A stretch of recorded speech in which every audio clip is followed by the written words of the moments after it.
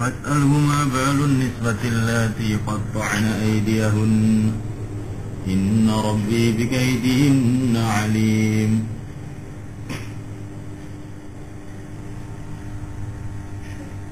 Waqala, dan berkata Al-Maliku sang raja, Uktuni, datangkanlah kepada aku. Uktuni, bawalah kepadaku bihi Yusuf.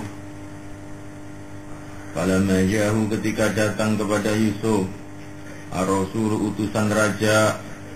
Qala, maka Yusuf berkata, Irji', kembalilah, ila rabbika, kepada tuanmu, kepada sang raja.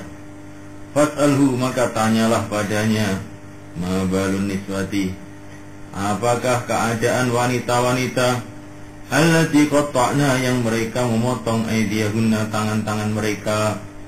Inna rabbi, sesungguhnya Tuhanku, bikaidihinna, dengan tipu daya mereka, alimun, maha mengetahui. Qala, berkata sang raja, ma khatbukunna, bagaimana keadaan kamu, hai wanita-wanita, idrawattunna, ketika kamu menggoda Yusuf an-nasihi, untuk mendapatkan dirinya. Kulna, wanita-wanita tersebut mengatakan, hasya lillah, maha suci Allah, hasya lillah, maha suci Allah, ma'alimna, kami tidak mengetahui, alaihi, atas Yusuf, min su'in, keburukan apapun, min su'in, dari keburukan, maksudnya keburukan apapun. Dikasih min ini ditambah keburukan apapun. Qalat, berkata Imra'atul Aziz, istrinya Al-Aziz, Al-ana, sekarang hak, jelaslah al-haqqu, perkara yang hak. Ana, aku rawatuhu, aku telah menggodanya an nafsihi, untuk mendapatkan dirinya. Wa innahu, sesungguhnya Yusuf laminas shadiqin, sungguh termasuk orang-orang yang benar. Dzalika, yang demikian itu, kata Yusuf, liya'lama, agar dia tahu. Dzalika, yang demikian itu, liya'lama, agar dia tahu, Al-Aziz maksudnya, itu menteri Mesir, suaminya Zulaikha, ani, bahwasanya aku lam akhunhu, aku tidak berkhianat kepadanya, bil ghaibi, di belakang, maksudnya bil ghaibi, dalam keadaan dia tidak tahu. Wa anna Allah, dan sesungguhnya Allah, la yahdi, dia tidak memberikan petunjuk, kaital khainin, tipu daya orang-orang yang berkhianat. Wa ma ubari'u, dan aku tidak menganggap bersih, tidak membersihkan. Wa ma ubari'u, dan aku tidak membersihkan, maksudnya tidak mengatakan aku bersih. Wa ma ubari'u, dan aku tidak membersihkan, tidak menganggap bersih nafsi diriku. Innan nafsa, sesungguhnya nafsu itulah ammaratun, sungguh menyuruh, banyak menyuruh, bisu'i, kepada keburukan. Ilama, kecuali orang rahimah, yang menyayanginya, Rabbi, Tuhanku. Inna Rabbi, sesungguhnya Tuhanku, ghafurun, maha pengampun, rahimun, maha penyayang. Qala al-Maliku, berkatalah sang raja, Utuni, bawalah kepadaku bihi Yusuf, astahlisu, aku akan memilihnya, linafsi, untuk diriku, maksudnya untuk saya jadikan sebagai orang istimewaku. Falamma kalamahu, ketika raja berkata kepada Yusuf, atau Yusuf berkata kepada raja, qala, maka raja mengatakan, innaka, sesungguhnya engkau, al-yawma, pada hari ini, ladaina, di sisiku, makinun, adalah orang yang punya kedudukan, aminun, dan orang yang dipercaya. Allahu Akbar, insyaallah.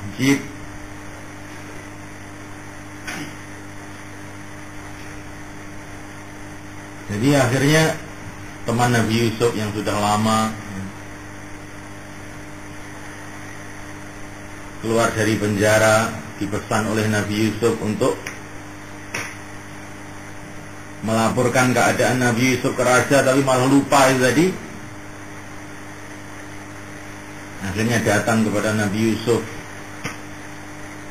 dengan sebab disuruh oleh raja untuk menanyakan takwil mimpi itu. Maka teman Nabi Yusuf datang kepada Nabi Yusuf. Dia mengatakan, Yusuf ayyuhas siddiq, ya. Yusuf, hai orang yang amat-amat bisa dipercaya. Ini kata-kata teman Yusuf yang demikian ini ada satu isyarat bahwa dia ini sudah ada iman kepada Nabi Yusuf, itu ada iman. Tapi dia ini memang lemah, ya.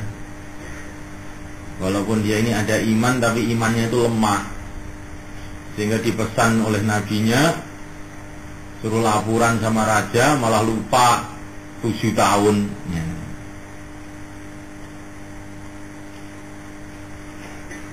Akhirnya dia ya kedudukannya itu ya selamatlah dia ini ya akhirnya. Tapi ya pangkatnya itu hanya sekedar kokinya raja. Inilah orang yang beriman, yang suka lupa dengan pesan nabinya, yang santri yang suka lupa dengan kiainya, itu nasibnya jadi koki. Bagian memberi minum. Tapi teman Nabi Yusuf yang satu itu tidak ada isyarat apa-apa, hanya ceritanya cerita malapetaka aja. Dia disalib, kemudian kepalanya dimakan burung. Ini ada isyarat. Ada isyarat bahwa teman Nabi Yusuf yang satu itu kafir kepada Nabi Yusuf alaihissalam. Karena dia tidak pernah mengucapkan komentar-komentar kebaikan, menunjukkan bahwa dia ini kafir. Begitu sebagian ulama menganalisa atau mengambil isyarat dari cerita ini. Nah, kalau kamu itu dipesan apa-apa diingat-ingat, ya. Nanti kalau kamu suka lupa dengan pesan kiai, jadi koki, ya. Tapi kalau ingkar pada agama, jadi makanan burung. Tapi di penjara mikir agama terus, akhirnya jadi orang yang mulia, sampai raja pun jadi muridnya akhirnya. Itulah Nabi Yusuf alaihissalam. Maka teman Nabi Yusuf yang selamat itu telah dikirim oleh raja untuk memanggil Yusuf alaihissalam, untuk supaya Yusuf menghadap raja. Wa qala al-maliku tuni bihi. Maka ketika utusan raja datang kepada Nabi Yusuf, falamma ja'ahu qala rji' ila rabbika. Nabi Yusuf enggak mau keluar. Ya. Dia sudah 7 tahun di penjara ini, dia enggak mau keluar. Ketika datang utusan raja minta kepada Nabi Yusuf supaya menghadap raja, maka Nabi Yusuf tidak mau keluar. Dia mengatakan, baliklah kamu kepada raja, tanyakan dulu kepada raja bagaimana keadaan wanita-wanita yang memotong tangan-tangannya itu dulu. Tuhanku lebih tahu mengenai tipu daya mereka itu. Jadi maksudnya ini apa ini? Jadi Nabi Yusuf alaihissalam itu tidak mau keluar dari penjara, sedangkan belum jelas posisinya, kedudukannya itu belum jelas. Karena Nabi Yusuf itu dituduh macam-macam sehingga masuk penjara. Maka Nabi Yusuf itu ingin kejelasan.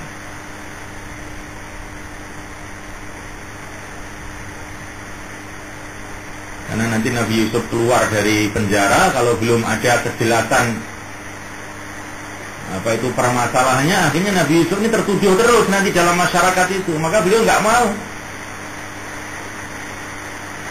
Maka ini bagaimana kesabaran dan ketabahan Nabi Yusuf alaihissalam. Sampai cerita ini membuat takjub kepada yang mulia baginda Muhammad SAW. Sehingga baginda Nabi mengatakan, seumpama saya di penjara sekian lama seperti Yusuf, kok terus saya dipanggil suruh keluar, langsung keluar saya, kata baginda Nabi.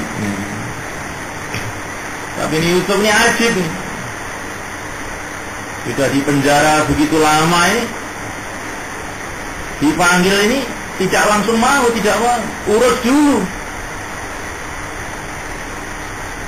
Karena beliau tidak mau sebagai orang yang tertuduh, harus jelas dulu ini urusannya. Orang dikeluarkan tanpa kejelasan, saya nggak mau. Jadi Nabi Yusuf itu hikmah. Tanyalah kepada raja, bagaimana itu keadaan wanita-wanita yang memotong tangannya itu. Tuhanku tahu dengan tipu daya mereka. Tapi Nabi Yusuf tidak langsung membela diri, ya. Tanya, urus itu wanita-wanita yang bikin tipu daya itu, urus bagaimana itu keadaannya. Tuhanku tahu. Akhirnya raja pun memanggil wanita-wanita itu, ditanya oleh raja, ma khatbukunna idh rawattunna Yusuf an nafsi. Raja bertanya kepada mereka, bagaimana keadaan kamu ketika kamu menggoda Yusuf? Maka mereka serempak jawabnya, qulna hasya lillah. Mereka mengatakan, maha suci Allah, ma alimna alaihi min su. Kami tidak tahu keburukan apapun atas Yusuf. Qalat imratul aziz, berkata istrinya Al-Aziz, itu suaminya Zulaikha, Al-Aziz, Al-ana afatul haq, sekarang jelaslah kebenaran. Ana rawatu an nafsi fa innahu la minas shadiqin. Saya yang menggoda dia, dan dia ini termasuk orang yang benar. Maka Yusuf dikasih laporan, sekarang sudah diurus sama tuan raja, dan wanita-wanita itu semua sudah ngaku bahwa mereka yang salah. Bahkan Zulaikha pun juga sudah menyatakan dia yang salah dan kamu yang benar. Maka baru Nabi Yusuf alaihissalam memberikan komentar, dzalika liya'lama anni lam akhunhu bil ghaib. Yang demikian itu saya minta diurus ini, maksudnya apa? Supaya Al-Aziz itu tahu bahwa saya tidak mengkhianati dia waktu dia tidak ada di rumah itu.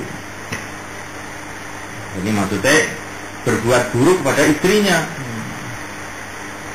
Saya ini saya urus demikian ini bukan mau saya apa-apa. Saya bukan mau dendam, saya bahkan mau membalas. Tidak. Cuma supaya Al-Aziz itu tahu saya tidak mengkhianati dia mengenai istrinya waktu dia tidak ada.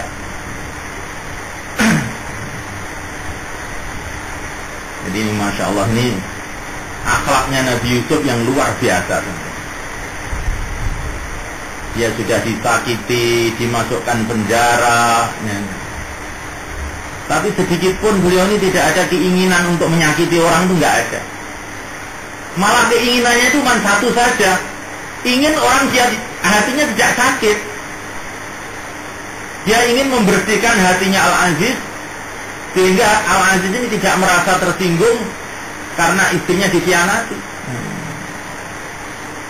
Dzalika liya'lama anni lam akhunhu bil ghaib wa anna Allah la yahdi kaital kha'inin.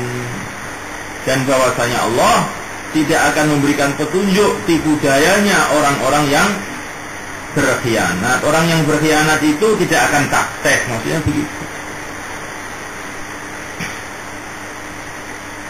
Wa ma ubarri'u nafsi innan nafsa la'ammaratun bisu'. Dan aku tidak menganggap bersih diriku. Masya Allah. Ini Nabi Yusuf ini bagaimana tawaduknya beliau. Setelah terbukti beliau ini betul-betul bersih, tidak salah. Semua mengatakan, wanita-wanita itu mengatakan beliau tidak bersalah, dia benar. Tapi justru ditampakkan tuh tawaduknya Nabi Yusuf. Saya tidak menganggap bersih diriku, karena nafsu itu selalu perintah kepada keburukan. Kecuali orang yang dirahmati oleh Tuhanku. Sesungguhnya Tuhanku maha pengampun lagi maha penyayang. Masya Allah. Ini akhlaknya Nabi Yusuf, ini akhlak yang luar biasa. Ini sifatnya orang-orang mulia, kan? Kalau dimuliakan justru tawadhu, merendahkan diri. Tapi kalau sifatnya orang-orang yang buruk, kalau dimuliakan malah kurang ajar. Innal la'ima idza akramtahu tamarrada. Orang itu kalau orang memang perangainya buruk, akhlaknya buruk, dimuliakan, oh tambah kurang ajar. Santri nakal,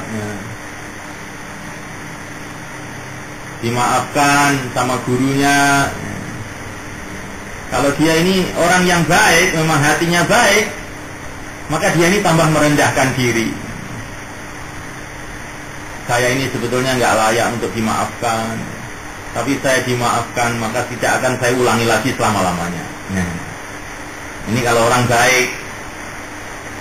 Tapi kalau orang itu buruk, dimaafkan malah kurang ajar. Alah, Ustaz nggak berani hukum saya. Akan saya ulangi lagi, paling nggak berani lagi. Jadi dimaafkan itu perasaannya itu malah Ustaznya nggak berani. Nah, orang begini ini harus ditepot kupingnya, ini orang begini ini. Ya, jangan orang tuh jadi seperti itu. Justru setelah dimuliakan malah tambah merendahkan diri seperti Nabiullah Yusuf alaihissalam. Justru orang semua sudah mengatakan dia bersih, malah dia mengatakan saya tidak menganggap bersih diriku. Namanya nafsu selalu menyuruh kepada keburukan. Wa qala al-maliku tuni bihi astakhlisu li nafsi. Berkatalah sang raja, bawalah Yusuf kepadaku, aku akan pilih dia untuk diriku. Maksudnya saya akan jadikan dia menjadi orang istimewa buat aku. Falamma kallamahu qala innaka al-yawma ladaina makinun amin. Setelah Yusuf berbicara dengan raja, maka raja terheran-heran dengan ilmunya Nabi Yusuf itu. Sampai diceritakan dalam kitab-kitab tafsir itu Raja Mesir waktu itu bisa bahasanya itu banyak sekali. Dia paham 70 bahasa katanya. Tapi ketika berbicara dengan Nabi Yusuf, padahal Nabi Yusuf itu di penjara, nggak pernah belajar kemana-mana, tapi pakai bahasa apa saja Nabi Yusuf itu ngerti aja, bahkan lebih pandai lagi.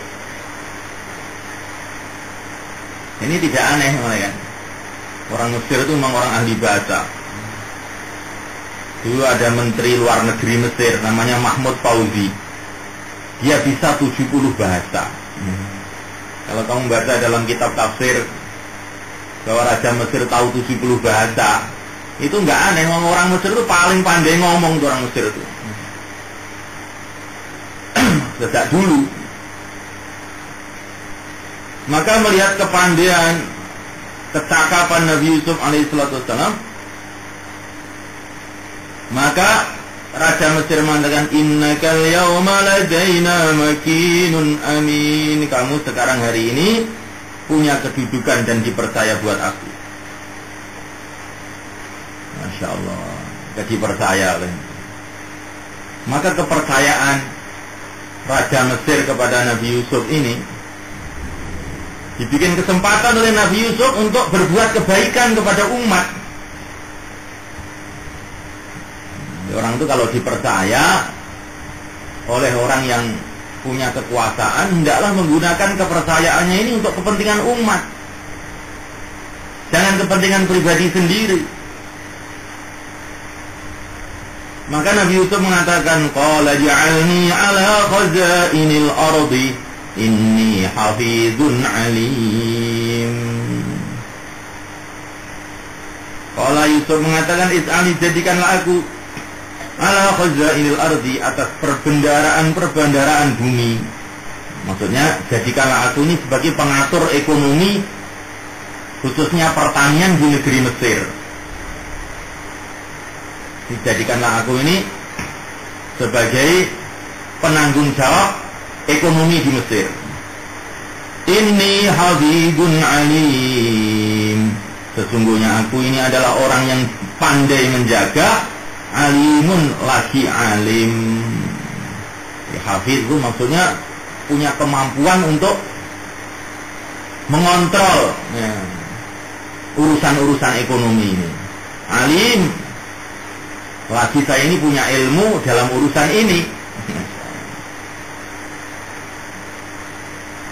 Jadi orang itu kalau memang punya kecakapan dalam satu hal, ya tidak ada salahnya kalau dia ini minta dijadikan penanggung jawab untuk hal itu. Jangan diam saja. Seperti Nabi Yusuf alaihissalam. Akhirnya Nabi Yusuf alaihissalam telah diangkat jadi penanggung jawab ekonomi di Mesir.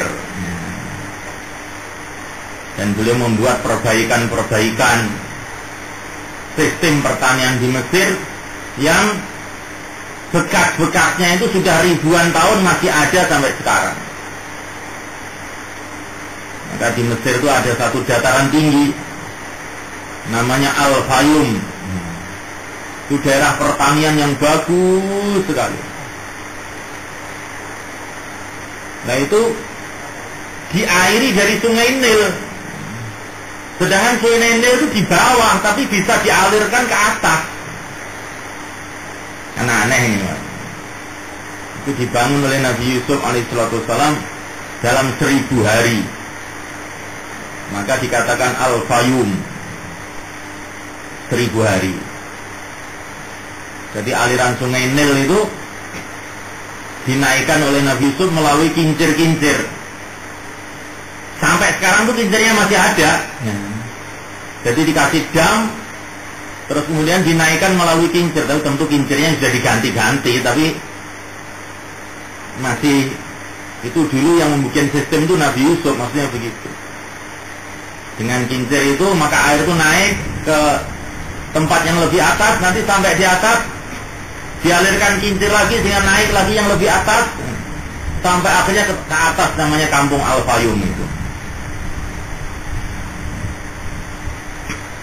Masya Allah.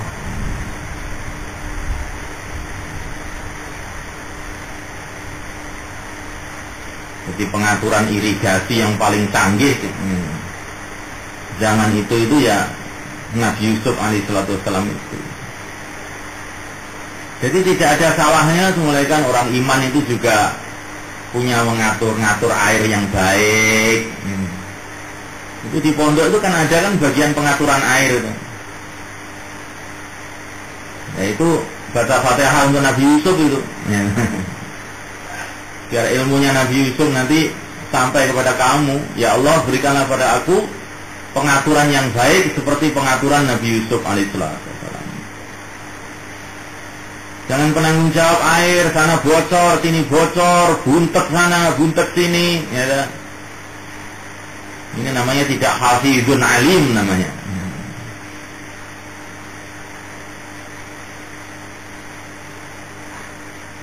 Jadi orang itu punya kepandaian dalam pengaturan-pengaturan benda-benda ini pun, ini satu kebaikan juga sebenarnya. Jangan kita ini punya pandangan orang Islam itu harus amburadul, tidak karu-karuan, jangan seperti itu. Kamu tuh jadi orang itu yang apa-apa itu bisa tertib gitu. Masa ngatur kamar satu aja nggak bisa, ngatur jemuran aja nggak bisa ini. Ini santri apa ini? Ngatur bajunya sendiri aja sudah kedodoran. Jatuh sana, jatuh sini, hilang sana, hilang sini. Nanti laporan sama orang tuanya. Bajunya hilang Pak, ditolong teman saya. Padahal karena dia ini nggak bisa menjaga bajunya aja. Gara-gara malas, gara-gara apa? Nah, ini namanya tidak hafizun alim. Supaya kita ini latihan apa-apa diatur yang tertib. Air diatur yang tertib. Selokan-selokan diatur yang tertib. Kamar diatur yang tertib. Kitab diatur yang tertib. Karena Allah Subhanahu wa ta'ala. Bukan hanya sekedar untuk ketertiban dan kerapian. Itu di lemari diatur, Quran ditaruh yang paling atas. Kemudian di bawahnya baru kitab-kitab hadis.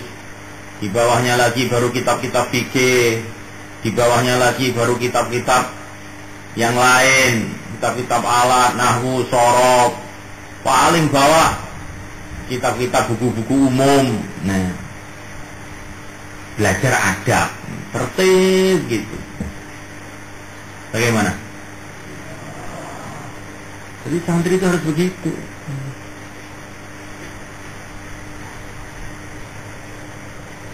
Ij'alni ala khazail ardi inni hafizun alim.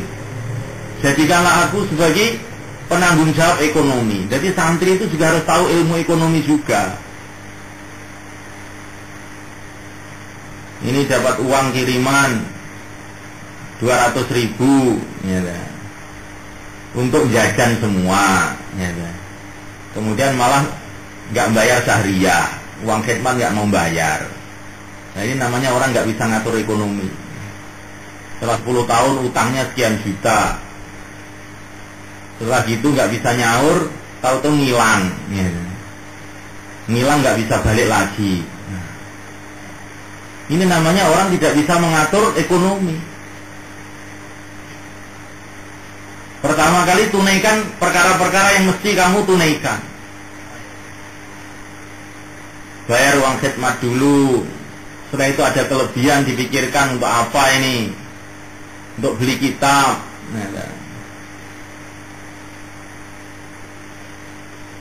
Disimpan untuk beli kitab.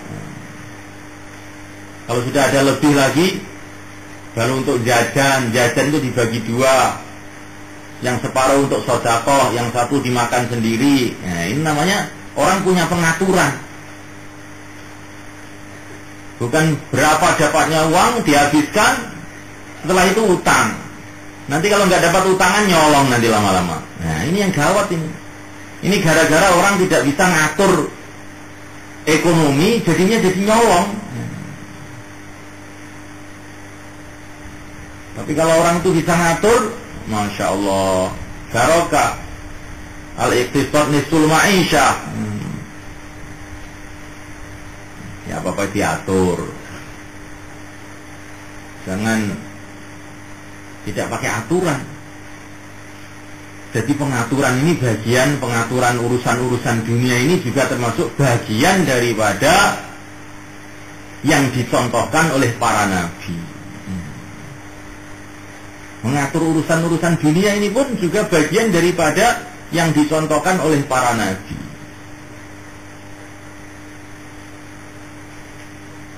Wong iki sing tertib, ngono kan? Apa saja itu harus ada tertibnya. Hafid bisa menjaga, alim tahu. Ada orang itu menjaga tapi tidak tahu, akhirnya amburadul. Ada tahu tapi tidak bisa menjaga, juga kemudian amburadul lagi. Urusan apa saja. Penanggung jawab kelas suruh jaga absen, absennya hilang dulu. Nah, ini namanya tidak hafizun alim. Akhirnya terjadi kezaliman kan. Orang yang tidak masuk dianggap masuk, orang yang masuk dianggap tidak masuk. Gara-gara penanggung jawab absen tidak konsekuen, tidak hafizun alim. Jadi santri itu jadi orang yang baik begitu. Jadi hiasan umat. Hatta takunu ka'annakum syamatan linnas. Menjadi hiasan bagi umat. Bukan menjadi momok, ya. Menjadi aib bagi umat, sehingga orang berteman dengan kita itu malu. Jangan seperti itu. Mafhum ya, Wan?